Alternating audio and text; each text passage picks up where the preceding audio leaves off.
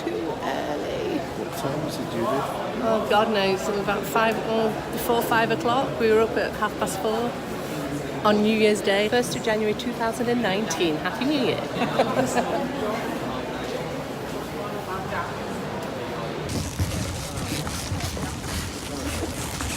Hey, folks.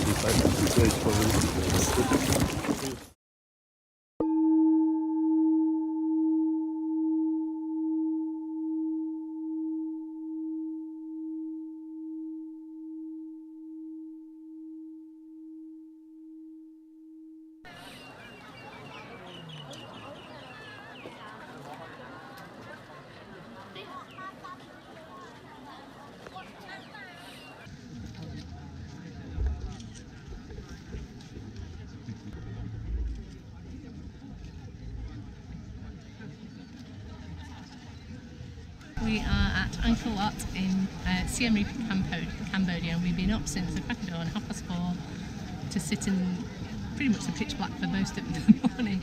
And we finally, and it must be nearly 7 o'clock in the morning, we've managed to get to this spot.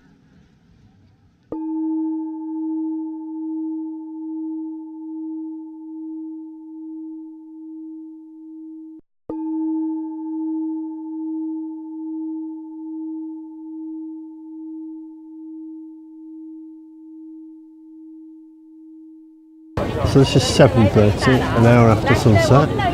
There's hardly anybody about, probably 15 people left at the side of the pond. And this is what the view looks like at this time of day. So you should still be able to see reflections. So it's questionable whether you really want to get here at 6. And now the sun's come up and we've watched it rise over Angkor Wat, watching the reflection of the pool with about 3 million other tourists. But it is beautiful. I can see why they come. It's very impressive. Yeah.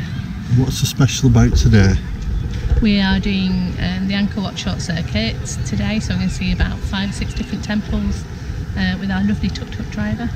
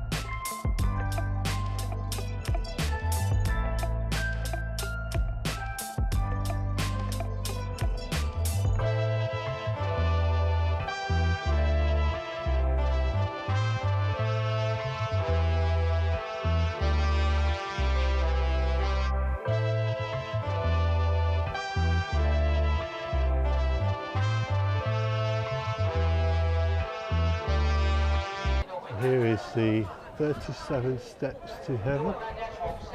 And apparently, so rumour has it, a legend, each step represents $1 of the $37 it costs to get in.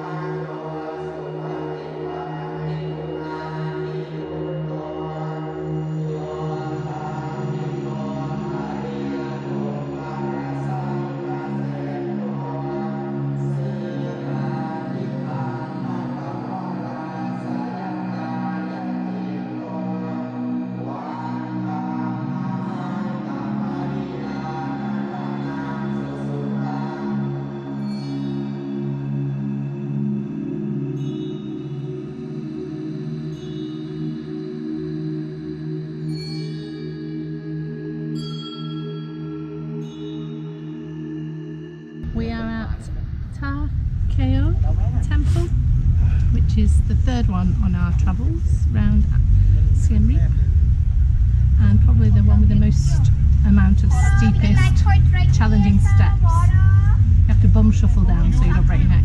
Got to the top though, didn't We we? did get to the top, and everybody did. We did. Not everybody did, no. Mainly young people who couldn't make it. Mainly the young people who are a bit scared of cats.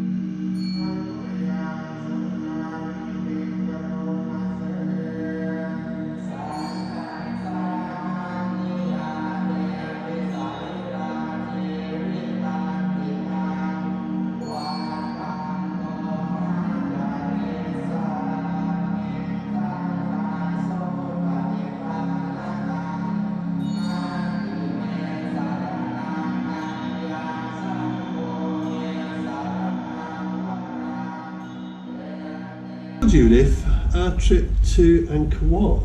What are the highs and the lows, and what have you learned?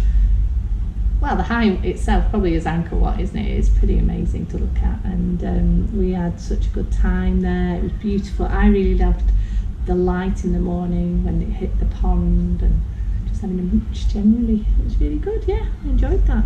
Yeah. What about you? The highlights for me was it's very, very old, obviously. And in varying states of repair depending which of the temples you go to. And there was lots of Buddhas and ceremonies still going on, and lots of incense being burnt, and it smelled fantastic, and you've got the monks giving blessings. It still felt very religious and spiritual. Yeah, it's a temple that's still in use, isn't it, that rather than just being a historical artefact, so to speak.